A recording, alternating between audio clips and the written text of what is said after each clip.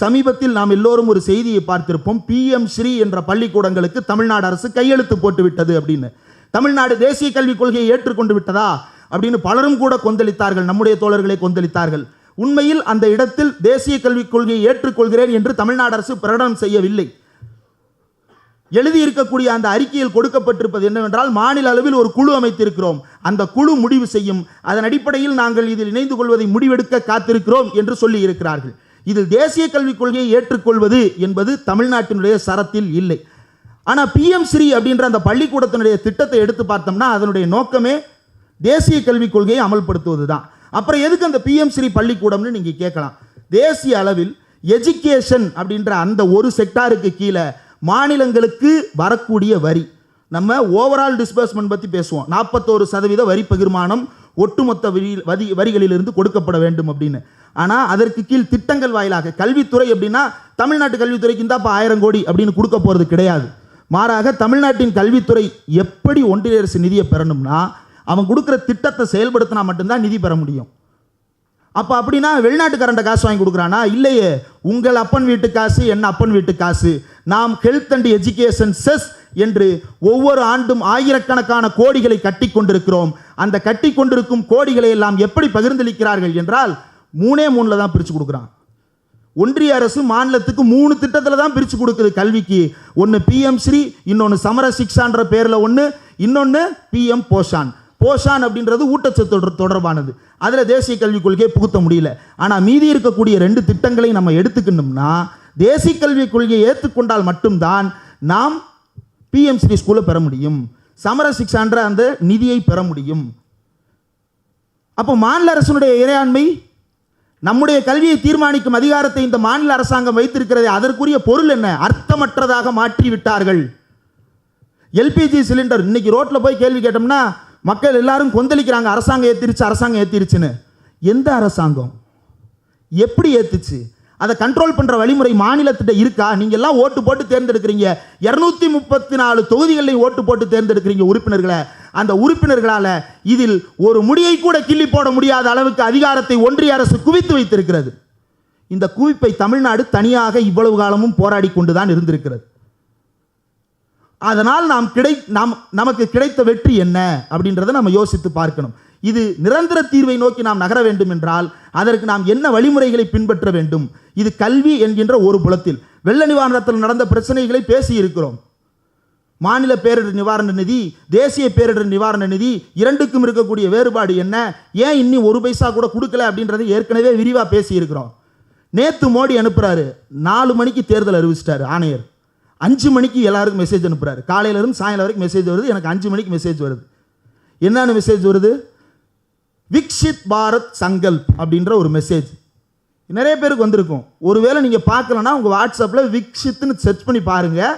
ஹிந்தியில் ஒரு இது வந்திருக்கும், ஸ்பேமில் போய் விழுந்திருக்கும். உண்மையிலே ஸ்பேம் தான், உண்மையான ஸ்பேம் அதுதான். என்ன சொல்கிறாரு? LPG கொடுத்துட்டேன், வீடு கட்டி கொடுத்துட்டேன், பெண்களுக்கு சுய உதவி குழுக்கு நிதி கொடுத்துட்டேன். பெண்கள் சுய உதவி குழுக்களுக்கு நிதி கொடுப்பது யாரு? கூட்டுறவு வங்கிகளா இல்லையா? கூட்டுறவு வங்கிகள் தானே கொடுக்குது. விவசாய கடனை யார் கொடுக்குறா? கூட்டுறவு வங்கிகள் தானே கொடுக்கிறது. கூட்டுறவு வங்கிகள் யார் கட்டுப்பாட்டில் இருக்கின்றன? மாநில அரசின் கட்டுப்பாட்டில் இருக்கின்றன. அந்த ரத்து செய்யக்கூடிய கடன்களை யார் சுமக்க போகிறார்கள்? மாநில அரசு சுமக்க போகிறது. அப்படி நீ சுமக்காதே, விச் மீன்ஸ் அப்படி மாநில மக்களினுடைய வரி, வட்டி உள்ளிட்டவற்றை நீ தலையிடாதே, அவங்க வட்டியை கட்டட்டும், நீ அதை ரத்து செய்யாதன்னு ஒன்றிய அரசின் சட்டங்கள் வலியுறுத்துகின்றன.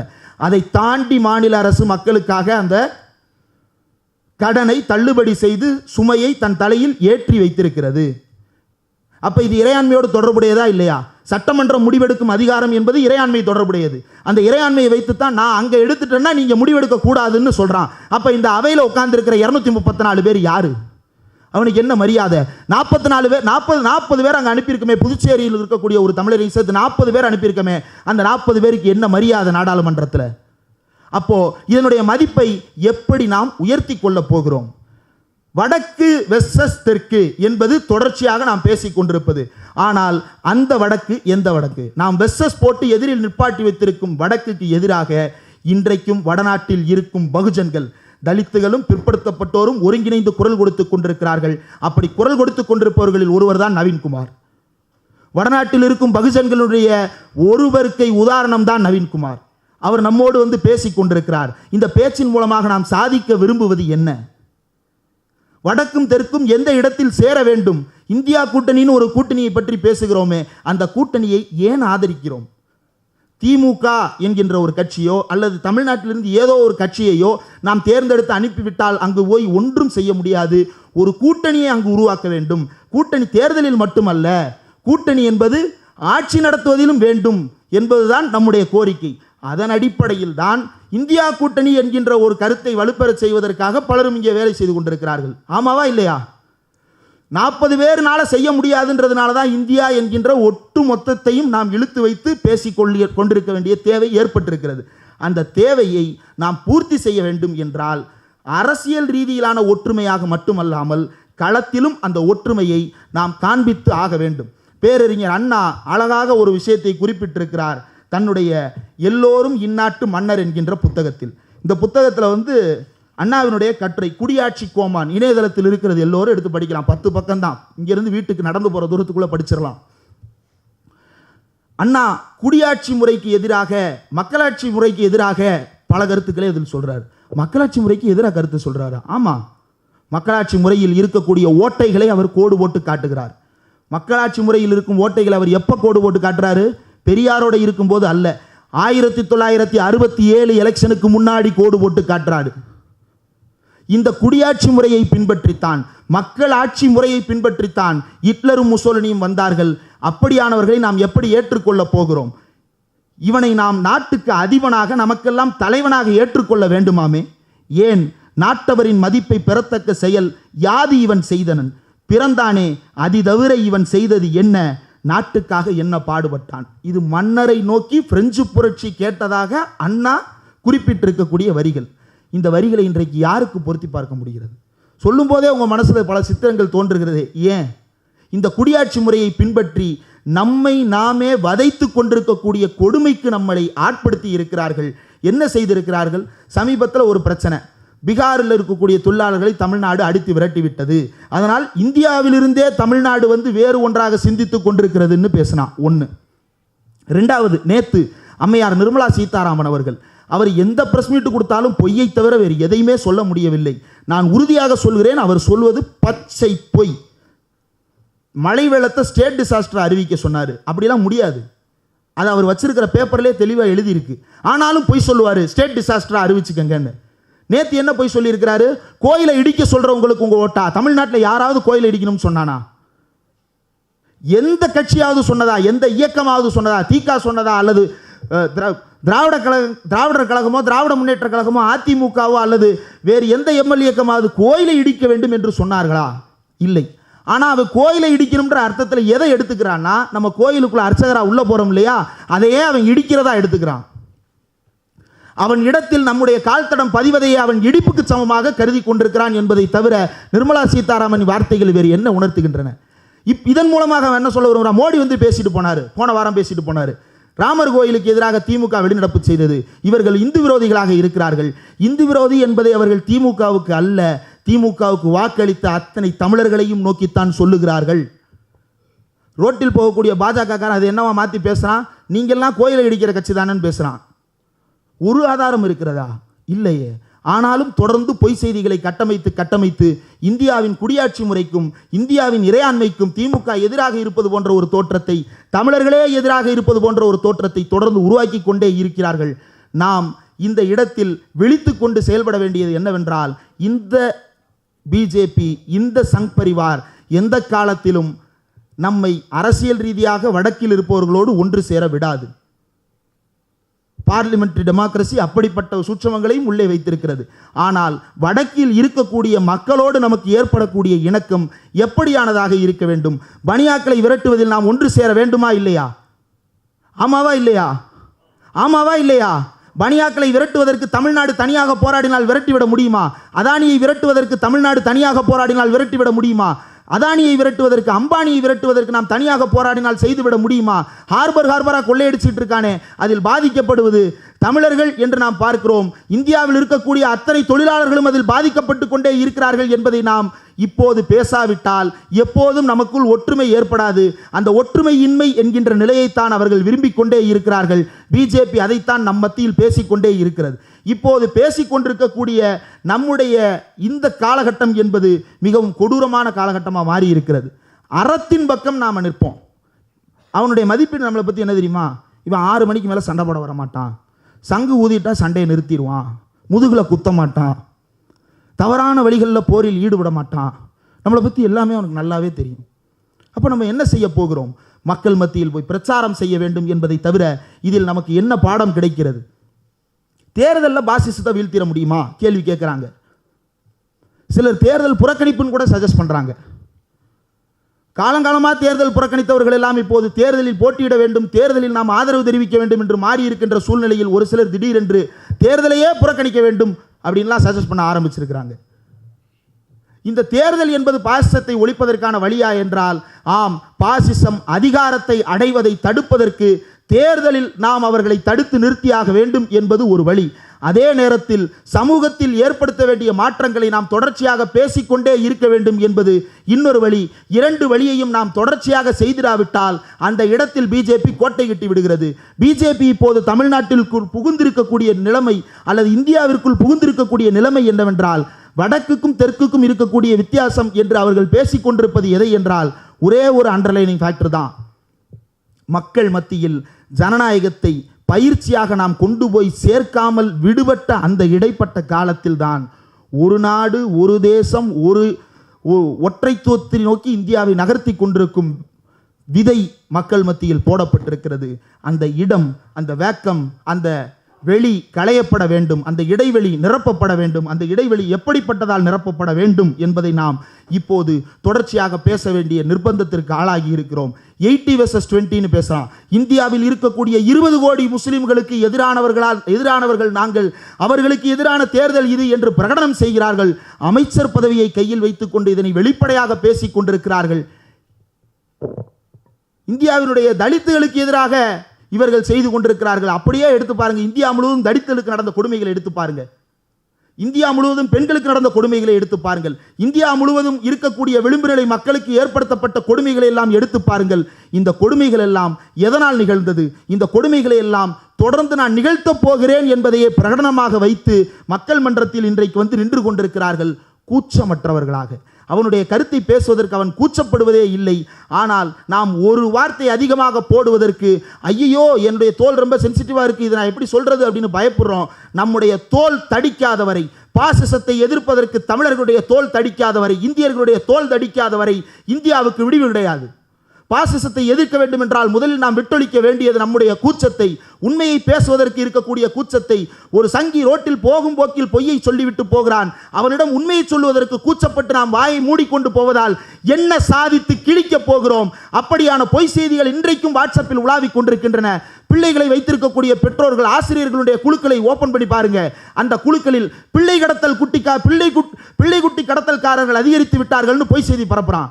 இதுக்கு அரசியலுக்கு என்ன சம்பந்தம் நீங்க நினைக்கலாம்? உங்களை இன்செக்யூரா மாற்றணும், உங்களுக்கு பாதுகாப்பற்ற உணர்வை ஏற்படுத்தணும், உங்களை அச்சத்திற்குள் தள்ள வேண்டும். அந்த அச்சத்தில் தான் பாசிசம் வேர்விட்டு வளர்ந்து கொண்டிருக்கிறது. அந்த அச்சத்தை ஒழிக்க வேண்டும் என்றால் நாம் கூச்சத்தை நீக்கியே ஆக வேண்டும். உண்மையை சொல்லுவதற்கு நாம் தயக்கத்தை எந்த காலத்திலும் கையில் வைத்திருக்க கூடாது. தயக்கம் மோசமான அழிவை தரக்கூடிய நோயாக நமக்கு மாறிக்கொண்டிருக்கிறது. சிஏஏவின் மூலமாக இந்து ராஷ்டிரத்தை அமைப்பதை உறுதிப்படுத்துகிறார்கள். இஸ்லாமியர்கள் வந்தால் பாதுகாப்பு இல்லை என்பதை ஓப்பனா பேசுறாங்க. சொல்ல வேண்டியதுதானே இஸ்லாமியர்கள் தீவிரவாதிகள்னு ஓப்பனா சொல்ல முடியாது. சொன்னா தேர்தல் களம் உடனடியாக திசை திரும்பிவிடும் என்பது அவர்களுக்கு தெரியும். அதனால பாதுகாப்பு பாதுகாப்பு பாதுகாப்புன்னு சால்ஜாப்பு வார்த்தைகளை சொல்லி நம்ம ஏமாற்றி கொண்டிருக்கிறார்கள். இந்த சிஏஏவால இஸ்லாமியர்களுக்கு தான் பிரச்சனையா? இங்க இருக்கிற யாருக்குமே சிஏஏ பத்தி பயம் இல்லையா? சிஏஏன்ற சட்டம் வந்தவொடனே எல்லாருக்குள்ளே ஒரு பயம் வந்ததா இல்லையா? இது நாட்டுக்குள்ளே என்ன செய்ய போகுதுன்ற பயம் வந்ததா இல்லையா? கேள்வியாக கேட்கிறேன் தோழர்களே, வந்ததா இல்லையா? வந்ததே. அந்த பயத்தை உருவாக்குவதுதான் அவர்களுடைய வேலை. இந்த பயத்தை அவர்கள் தொடர்ந்து உருவாக்கி கொண்டிருக்கிறார்கள். இதனை நாம் எதிர்க்க வேண்டும் என்றால் இதனை எல்லா வகைகளிலும் நின்று நாம் எதிர்க்க வேண்டும்.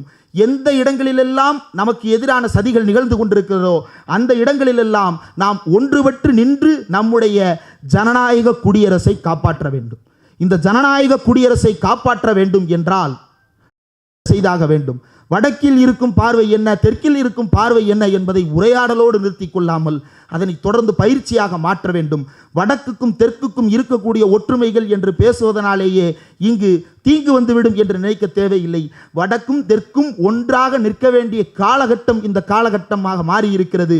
இந்த நிதி பிரச்சனைகளை தமிழ்நாடு தனியாக போராடி கொண்டிருக்கிறது. பிடிஆர் நிதியமைச்சராக இருந்த போதும், தங்கம் தென்னரசு நிதியமைச்சராக இருந்த போதும், இருக்கின்ற போதும் முக்கியமான ஒரு விஷயத்தை சுட்டிக்காட்டி கொண்டே இருக்கிறார்கள்.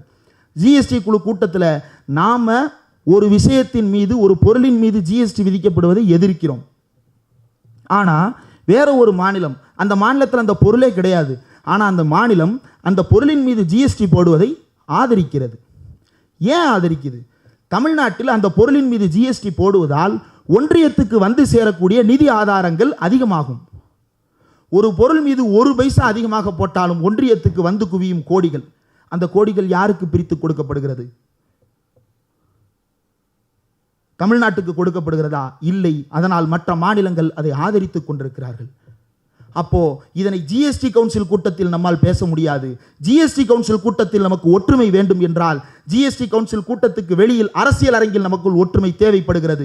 ஒரு பகுஜன் ஒற்றுமை தேவைப்படுகிறது, ஒரு பார்ப்பன எதிர்ப்பு ஒற்றுமை தேவைப்படுகிறது, ஒரு பாசிச எதிர்ப்பு ஒற்றுமை தேவைப்படுகிறது, ஒரு பணியா எதிர்ப்பு ஒற்றுமை தேவைப்படுகிறது.